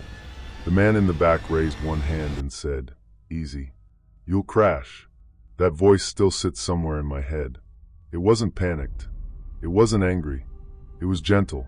That made it worse. Marcus hit the brakes and pulled onto the shoulder, gravel crunching under the tires. "Get out," he yelled. "Get out of my car." The man didn't move. Rain washed down the windows, turning the outside world into black glass. There were no houses nearby. Just a two-lane road, trees on both sides, and the weak glow of the dashboard. The man looked at me first, then Marcus, then Jenna, then Paul, like he was counting us. "I just needed a ride," he said. Nobody spoke. I could feel my pulse in my ears, my hands trembling as I grabbed for the door handle. Every second felt stretched, like time itself was conspiring against me. Marcus kept yelling at him to get out. The man tilted his head. "You didn't check before you left." That sentence shut us all up. Because he was right. None of us had checked. Why would we? It was a work carpool. Same people, same car, same routine. We had done it 100 times. Jenna whispered, "Call the police." I pulled out my phone, but my hands were shaking so badly I almost dropped it. The man saw it and said, "I wouldn't." There was no weapon in his hand that I could see. But something about how calm he was made everyone freeze. Marcus said, quieter this time, "What do you want?" The man smiled again. "To go home." "Where is home?" I asked because my mouth started working before my brain did. He looked out the window at the trees. "Not far." Then he laughed again. Paul suddenly opened his door and stumbled out into the rain. For 1 second, everything broke. Jenna screamed his name. Marcus reached back. I turned. The man lunged forward, not at Paul, but toward Jenna's side of the car, like he was trying to climb over the seat. Marcus slammed the SUV into drive and hit the gas. Paul was still outside. I yelled, "Stop." "Paul's out." Marcus shouted back, "I'm not dying in this car." The SUV fishtailed on the wet shoulder before jumping back onto the road. Jenna was crying now, pressing herself against her door, yelling that the man was touching her jacket. I twisted around and swung my lunch bag at him. It was all I had. It hit his shoulder, and he fell back just enough for Jenna to crawl halfway into the front between the seats. Marcus drove like a man who had forgotten roads had rules. The man in the third row didn't fight after that. He sat back, breathing hard, his face disappearing and reappearing as streetlights passed over it. Then he said, "You left him." Marcus didn't answer. "You left Paul," the man said. Jenna sobbed, "Shut up." I called 911. Somehow the call went through. I told the dispatcher there was a stranger in our car. I told her we were on County Road 18 heading toward the Speedway gas station. I kept looking back because I was terrified he would crawl forward again. The dispatcher told Marcus to drive to a public place and stay on the line. The gas station appeared ahead like a miracle. Bright white lights, 2 pumps, a little store with a bored-looking clerk inside. Marcus pulled in so fast the SUV bumped over the curb. I threw my door open and fell out onto the wet pavement. Jenna came after me, crying so hard she could barely stand. Marcus ran around the front of the car. For a second, none of us moved. The back doors were still closed. The stranger was still inside. I could see his silhouette through the fog glass. Then the rear door opened. He stepped out slowly, like nothing was happening, like we had politely reached his stop. Under the gas station lights, he looked younger than I expected, maybe mid-30s. His coat was soaked. His face had this blank, almost bored expression. The clerk saw us through the window and picked up the phone. The stranger looked at Jenna and said, "You shouldn't sit behind the driver. It's not safe." Then he turned and walked behind the building. Marcus and I didn't chase him. We just stood there in the rain, shaking. The police arrived fast. 2 cars first, then a third. They searched behind the station, the dumpsters, the drainage ditch, the road. They found nothing. Paul was found 20 minutes later by another patrol car, walking along the shoulder in the rain, terrified and furious but alive. He'd hidden in a ditch when we drove off because he thought the stranger was coming after him. He didn't speak to Marcus for months after that. I don't blame him. The officers took our statements separately. At first, I could tell some of them didn't believe us. For tired warehouse workers, midnight, rain, panic. Maybe we picked someone up and regretted it. Maybe Paul got out during an argument. Maybe we were drunk. We weren't. Then one officer checked the security cameras at our warehouse. That's when everything got worse. The footage showed us leaving the building. It showed Marcus's SUV parked under the light. It showed all 4 of us getting in. And then about 30 seconds before we reached the car, it showed the rear hatch lift slightly from the inside. Just a crack. The man had already been in there, waiting. He must have climbed in sometime during our shift. Maybe while the parking lot was busy. Maybe while nobody was looking. Marcus kept emergency blankets and old jackets in the back, so if someone folded themselves down low enough, in the dark, you could miss them. You'd think you'd notice. You'd think someone hiding in your car would breathe too loud, move too much, smell like rain or sweat or fear. But we didn't notice. That's the part one still hate. The police found something in the back of the SUV the next morning. A small black notebook wedged under the 3rd row seat. Inside were names. Not full names for everyone, but enough. Marcus, driver. Jenna, red bag. Paul, loud 1. And mine. Evan, front seat, watches mirrors. There were also times written down. Shift end times. Which nights we carpooled. Which road we took home. Where Marcus stopped for gas. He had watched us long enough to know our routine. The street looked ordinary, quiet, even comforting every night we drove it. But my gut told me something had been off for weeks. I'd learned too late that danger often wears a friendly face, or sometimes no face at all, just a shape standing near a fence in the rain. They never found the man. The warehouse added cameras after that. Marcus sold the SUV. Jenna transferred to day shift. Paul quit within a month. Me, I stayed for a while, but I stopped carpooling. I stopped walking to my car without checking underneath it like I was in some old crime movie. I started opening the back doors before I got in, even in daylight. even at grocery stores, even with people watching. A few weeks later, Detective Nolan called me. He said they had connected the notebook to at least 2 other reports. In one town, a woman said she heard someone breathing in her back seat while driving home from a hospital shift. She crashed into a mailbox getting out of the car, and whoever it was ran off. In another case, a delivery driver found muddy footprints inside his van after finishing a route, but nothing had been stolen. That was all. No name, no arrest, no neat ending. Just someone who liked being close to people who didn't know he was there. For a while, I had nightmares about that laugh. Not screams, not attacks, just that soft little laugh from the back seat, in the dark, when there were supposed to be 4 people in the car, and suddenly there were 5. Sometimes people ask what I think he wanted. I don't know. Maybe he wanted a ride. Maybe he wanted to scare us. Maybe he was waiting for a quieter road, a dead phone, a wrong turn. Maybe Paul opening that door saved us. Maybe Marcus driving away almost got us killed. I've replayed it enough times to know I'll never settle on one answer. This happened 6 years ago. I live in a different city now. I work normal hours. I have a newer car with bright interior lights and no third row. But every night before I drive, I do the same thing. I unlock the car, open the back door, look behind the seats, check the floor, check the trunk. People laugh when they see me do it. Friends tell me I'm paranoid. My girlfriend says it gently, like she understands but wishes I could stop. I wish I could too, but then I remember turning around on that dark road and seeing a man's face rise between the seats. Calm, patient, like he had been part of us the whole time. And I think maybe paranoia is just what people call caution after nothing bad happens. Because people like that don't need a reason. They just need a routine. And they only need you to forget to check once. Story 9.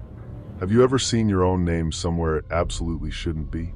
Not on a birthday card or a letter in the mail. I mean somewhere public, somewhere random, somewhere that makes your brain freeze for a second because it feels like the world just looked directly at you. That happened to me on a road closure sign outside a town I had only driven through twice in my life. My name is Daniel. I was 28 when this happened, living in a quiet apartment in western Pennsylvania, about 40 minutes outside Pittsburgh. I worked as a claims adjuster for an insurance company, which meant most of my day was spent on the phone, listening to people explain damage to cars, roofs, basements, things like that. It wasn't an exciting life, but I liked it that way. I had a routine. Work, gym if I had the energy, takeout if I didn't, then maybe a movie or a few episodes of something until I fell asleep on the couch. My parents lived 2 hours away in a smaller town near the Ohio border, and every couple of weeks I'd drive out to have dinner with them. That Friday night, I was heading there after work. It was late October, cold, wet, and windy enough that the trees on both sides of the highway were shaking like something was moving through them. I remember the smell of rain coming in through the vents and the sound of my wipers dragging across the glass, squeaking every few seconds. I had taken that road 100 times. Highway 18, then Route 6, then a stretch of back roads that cut through little towns with names you forget as soon as you pass the signs. Nothing strange ever happened there. The creepiest thing you'd usually see was a deer standing too close to the shoulder. About an hour into the drive, traffic slowed down. Ahead of me, orange cones funneled both lanes into one, then off toward an exit I didn't recognize. There were no workers, no flashing police lights, just a big electronic road sign sitting on the shoulder.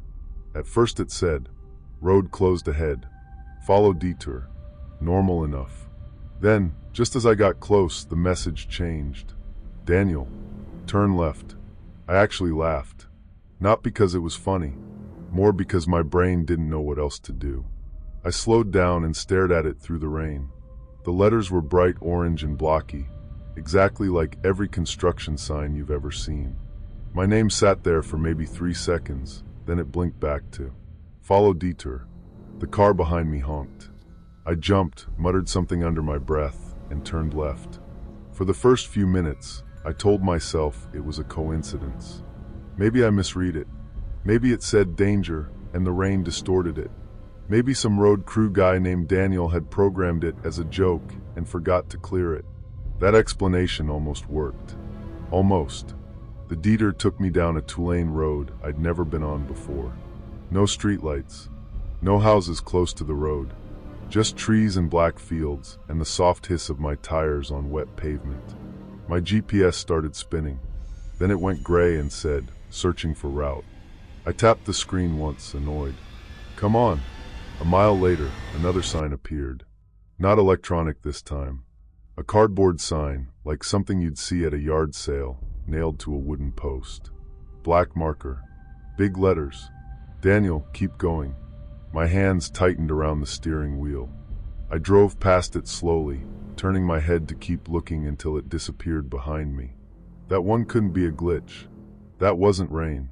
That wasn't a road crew joke. Someone had written my name. I checked my mirrors. There was no car behind me anymore. That bothered me more than anything. 1 second there had been traffic. Headlights, brake lights, people annoyed by the detour. Now I was alone. I called my dad. It rang twice, then cut out. I tried again. No service. I held the phone up like an idiot, as if 2 inches would make a difference. Nothing. I should have turned around right then. But the road was narrow, the shoulders were muddy, and I kept telling myself I'd find a gas station or a main road soon. You'd be surprised how far you can go when you're trying not to admit you're scared. The next sign was taped to a mailbox. "Don't stop yet." I hit the brakes without meaning to. The tires slid a little on the wet road, and my heart jumped hard in my chest. I sat there, engine idling, rain tapping on the roof, staring at the sign. That was the first moment I really understood that whoever made those signs wasn't just messing with me. They knew I would be there. They knew my route. They knew my name. And they were close enough to put signs where I'd see them. I locked my doors. The street looked ordinary, quiet, even comforting in the way rural roads sometimes do. But my gut told me something was off. I'd learned too late that danger often wears a friendly face. I kept driving. Another mile. Maybe 2. Then a green road sign appeared, one of those official-looking ones pointing toward nearby towns. Except someone had covered the town names with white tape. The top arrow said, "MOM and Dad are waiting." The bottom arrow said, "So is he." My mouth went dry. I didn't know who he was supposed to mean, but something about it felt personal in a way that made my skin crawl. Then my phone buzzed. 1 bar had appeared. A text from an unknown number. "You always were easy to guide." I nearly dropped the phone. I pulled over, or tried to. The road had no real shoulder, just mud and weeds. My car tilted slightly toward a ditch as I stopped. I typed, "Who is this?" The reply came fast. "You know." I stared at those 2 words until my eyes watered. At first, I thought of my ex, Melissa. We'd had a bad breakup 2 years earlier, but not like this. Then old co-workers. A neighbor I'd argued with. Some random angry person from an insurance claim. Then I thought of Evan, and my stomach turned cold. Evan Marsh had been my best friend in high school. We weren't friends anymore. Back then, Evan was one of those guys everyone liked until they spent too much time alone with him. He could be funny and charming, but if you embarrassed him, even by accident, he'd remember it forever. Senior year, he started dating my cousin Rachel. It got ugly. Controlling messages, showing up outside her job, accusing her of things she didn't do. Rachel told me everything. I told her parents. Evan found out it was me. He cornered me in the school parking lot after graduation and said, very calmly, "One day you're going to take a turn you can't take back." I hadn't thought about that sentence in years. Until that road. My phone buzzed again. Left at the church. I looked ahead. In the distance, barely visible through the rain, was a white church with a crooked steeple. My heart sank into my stomach. I didn't turn left. I slammed the car into reverse and tried to back up enough to turn around. That was when headlights appeared behind me. Not far away. Close. A pickup truck sat in the middle of the road, lights glaring through my back window. It hadn't been there a second ago. Or if it had been driving without lights. I froze. The truck didn't honk. Didn't move. It just sat there, blocking the road. My phone buzzed. Wrong way, Daniel. I shifted into drive so fast my hand slipped off the gear stick. I turned left at the church. The road after that was worse. Narrower. Older.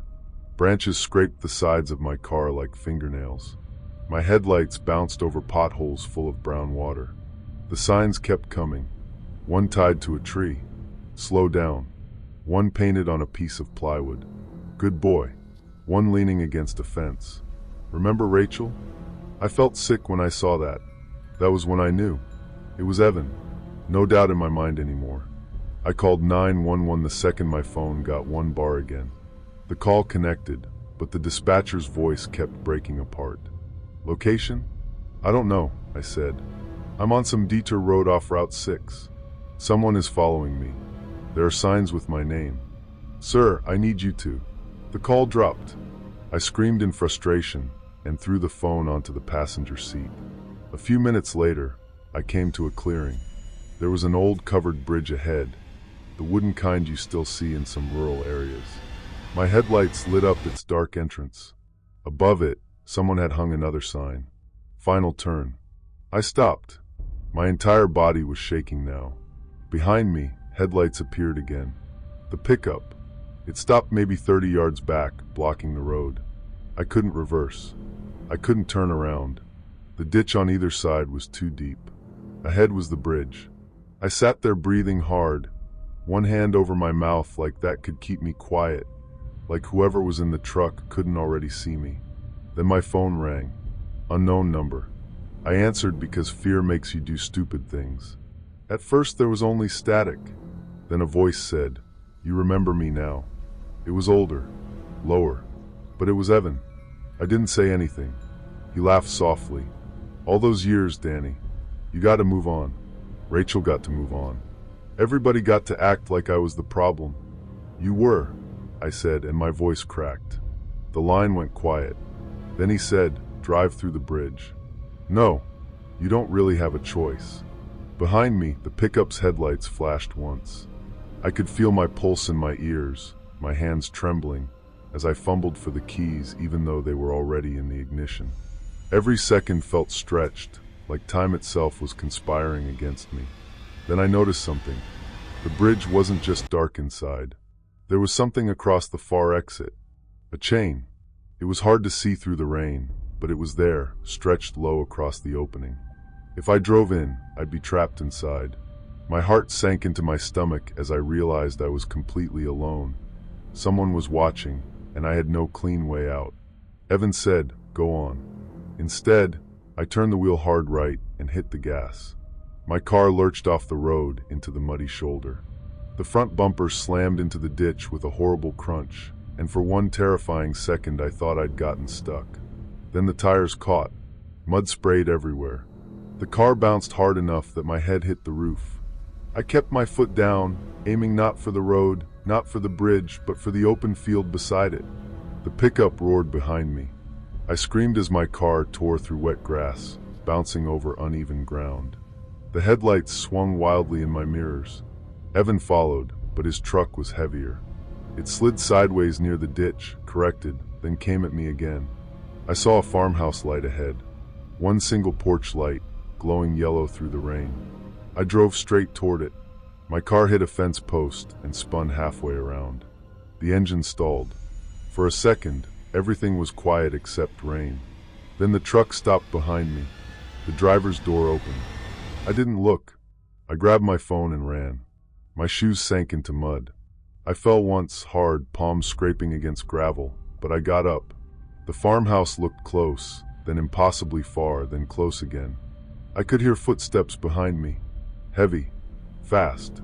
I wanted to laugh at my own paranoia, at the absurdity of all of it, but the sound of him coming through the rain made me freeze inside, every nerve screaming that I was not imagining this. I reached the porch and slammed my fist against the door. "Help me, please." The footsteps slowed. A light came on inside.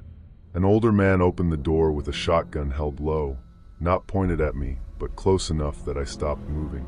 "Please," I said, barely able to breathe. "Call the police." He looked past me. The field was empty. No Evan. No truck headlights. Just my wrecked car near the broken fence and rain falling through the porch light. The old man let me inside and called 911. I sat at his kitchen table shaking so badly I couldn't hold the glass of water his wife gave me. When the state police arrived, I told them everything. The detour, the signs, the texts, the pickup, Evan. At first, I could tell they didn't fully believe me. Then they found the signs. Not all of them, but enough. The cardboard one on the mailbox. The plywood one by the fence. The tape covering the road sign. They found the chain across the far end of the covered bridge, too. And under one of the bridge beams, they found a small trail camera pointed at the entrance. Evan had been watching. They arrested him 2 days later at a motel outside Youngstown. In his truck they found more signs, printed maps, zip ties, burner phones, and a folder with my work schedule, my parents' address, and pictures of my car taken from parking lots I used every day. That part still bothers me the most. The detour wasn't where it started. It had started weeks before, maybe months. Every normal day where I felt safe, he had already been there somewhere, watching, planning, waiting for the night when I'd be alone on a road dark enough for no one else to notice. Evan pleaded guilty to stalking and unlawful restraint charges. There were other charges too, but I honestly stopped following after a while. I didn't want my life organized around him anymore. It's been 5 years. I still drive to see my parents, but never that route. I keep my location shared with my sister. I don't ignore strange cars behind me. And if a road is closed, I pull into the nearest open business and check it myself before I follow any detour. People laugh when I say that. They say, "What are the odds of something like that happening twice?"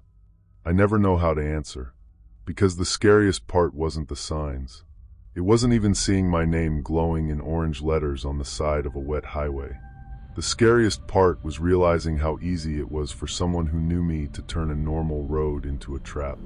Sometimes danger doesn't break down your door. Sometimes it waits patiently. Sometimes it prints your name on a sign and simply tells you where to turn. Story 10. Have you ever seen something on a camera that you knew hadn't happened yet? I don't mean a weird shadow or a glitch or one of those fake videos people upload for attention. I mean something so specific, so impossible, that your brain just refuses to accept it at first. My name is Laura. I was 31 when this happened, living in a small town outside Eugene, Oregon. At the time, my life was almost painfully normal. I worked as an assistant manager at a grocery store, rented a little one-bedroom duplex, and spent most nights eating leftovers on my couch while some true crime video played in the background. I wasn't reckless. I wasn't someone who went looking for trouble.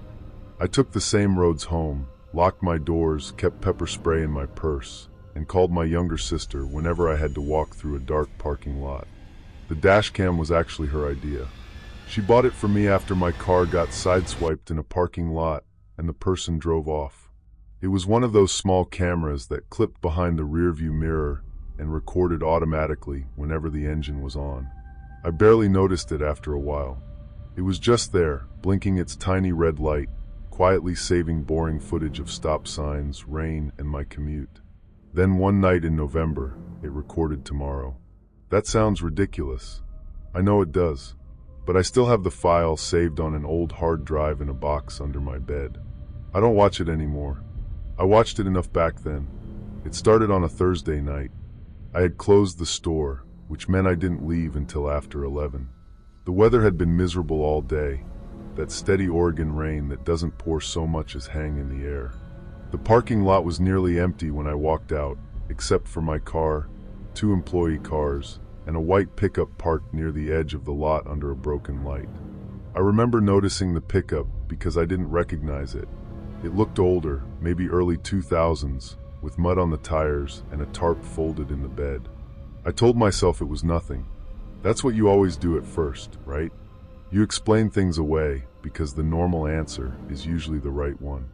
I got in my car, locked the doors, started the engine, and pulled out toward the main road.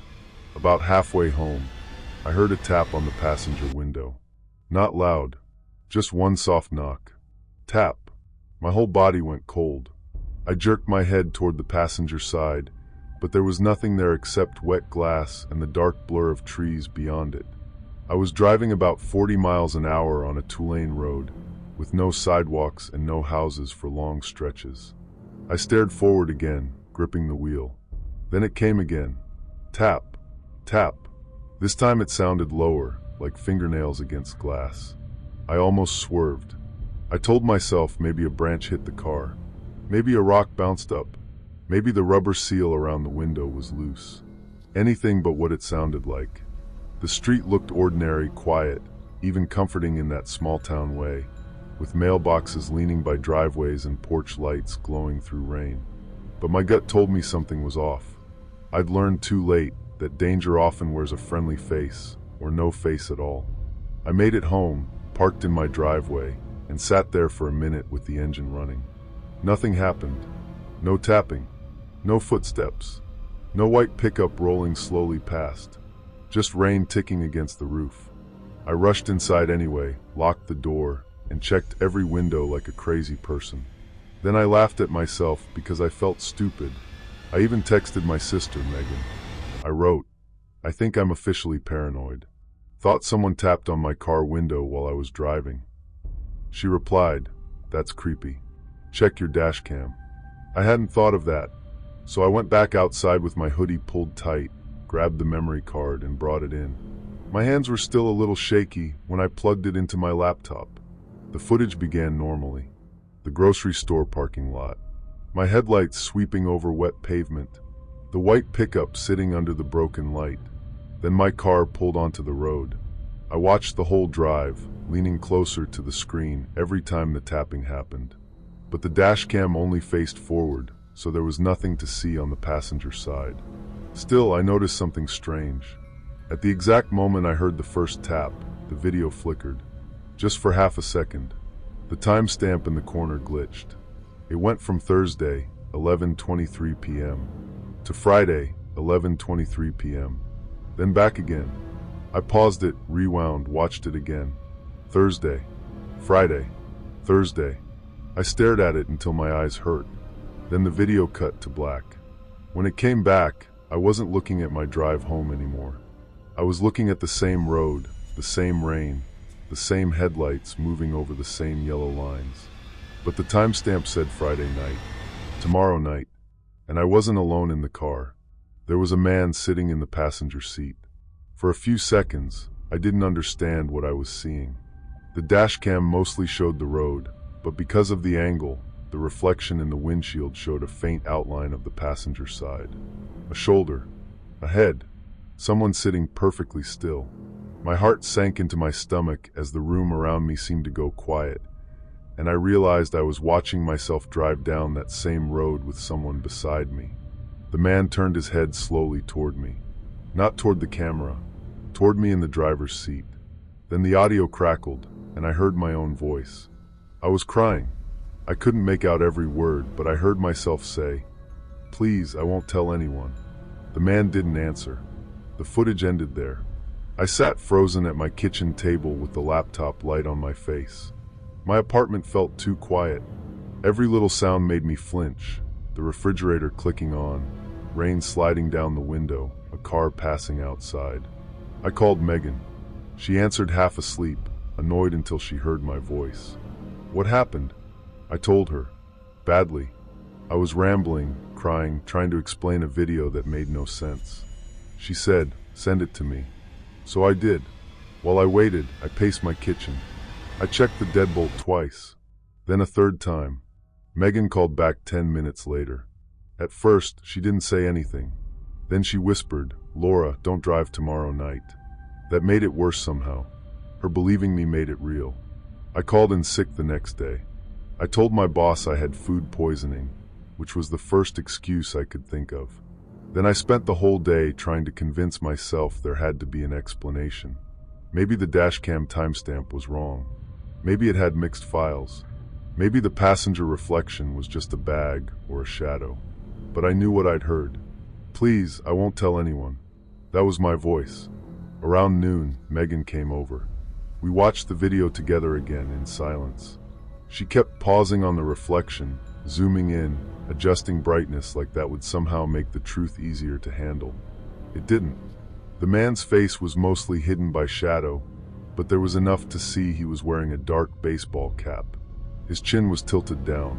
His hands were folded in his lap like he was waiting patiently. Megan looked at me and said, "You need to show the police." So we did. And honestly, this is the part people don't like hearing, because they expect the police to fix it. But what were they supposed to do with a video from tomorrow? The officer was polite. He watched it twice. He asked if I knew the man. I said no. He asked if anyone had been threatening me. I said no. He asked if the dashcam could have recorded over an old file. Megan got irritated and said, "How would it record her tomorrow?" He didn't have an answer. He took a copy of the footage, wrote a report, and told me not to drive alone at night for a while. He also said they'd increase patrols near my street and the grocery store. It was something, but it didn't feel like enough. That evening, I stayed at Megan's apartment. I left my car parked in her complex lot under a bright light, and I kept looking out the window at it every few minutes. At 10:45 p.m., my manager called. I ignored it. Then he texted, "Hey, sorry, I know you're sick, but the alarm company says there's a backdoor issue at the store. I can't get there for 40 minutes. You're closest. Can you check if it's actually open?" I stared at the message. Megan said, "No." I wrote back, "I can't. Call police." He replied almost immediately, "Police won't come unless we verify. It's probably just the sensor again. Please, Laura." I wouldn't ask if I had another option. That was the thing. The backdoor sensor did glitch sometimes. I'd gone to check it before. The store was only 12 minutes away, and I kept thinking, I'm not going to take the road from the video. I'm not going home after. Megan can come with me. But Megan's car was blocked in by her roommate's car, and her roommate wasn't answering. I could see Megan trying to come up with some solution, but I was already grabbing my keys like an idiot. "Laura, don't. I'll drive main roads," I said. "I'll stay on the phone with you the whole time." I wanted to laugh at my own paranoia, but as I walked down the apartment hallway, the hum of the lights above me sounded too loud, and every nerve in me screamed that I was making a mistake. The parking lot was wet and shining under the lamps. My car sat exactly where I'd left it. I checked the back seat. I checked the passenger seat. I checked the floor. I even opened the trunk. Empty. I got in, locked the doors, and called Megan before I started the engine. "Talk the whole time," she said. "I will." The dashcam blinked red. I pulled out onto the main road. At first, everything was fine. Megan kept talking about random things, her neighbor's ugly Christmas decorations, the soup she'd burned, anything to keep me calm. I stayed on busy streets as long as I could. But near the store, traffic lights started flashing yellow because of the storm, and one of the roads was blocked by a fallen tree. A police cruiser sat across the lane with cones out. I had to detour. The detour took me onto the same two-lane road from the video. The second I realized it, my mouth went dry. Megan heard my breathing change. "What?" "I'm on the road. Turn around." There's nowhere to turn. Rain hit the windshield harder.